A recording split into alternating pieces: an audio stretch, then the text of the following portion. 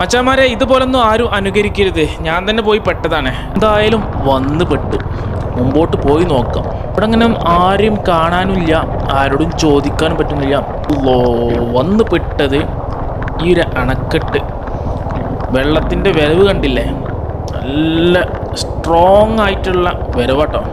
Bike ഒന്ന് ഇവിടെ park ചെയ്ത് ചുറ്റും ഒന്ന് നിരീക്ഷിക്കുക. കാരണം വെച്ച് കഴിഞ്ഞാൽ നമുക്ക് ഈ ബൈക്കൊന്ന് തിരിക്കാനുള്ളൊരു സ്പേസ് കണ്ടെത്തണം, അത്ര മാത്രമേ ഉള്ളൂ. സ്പേസ് കണ്ടിട്ടുണ്ടോ? അത്ര ഈസി അല്ല, എന്നാലും റിസ്ക് ആണ്. ഒരു പവറിലെ വെള്ളം അവിടെ കാണുന്നില്ലേ?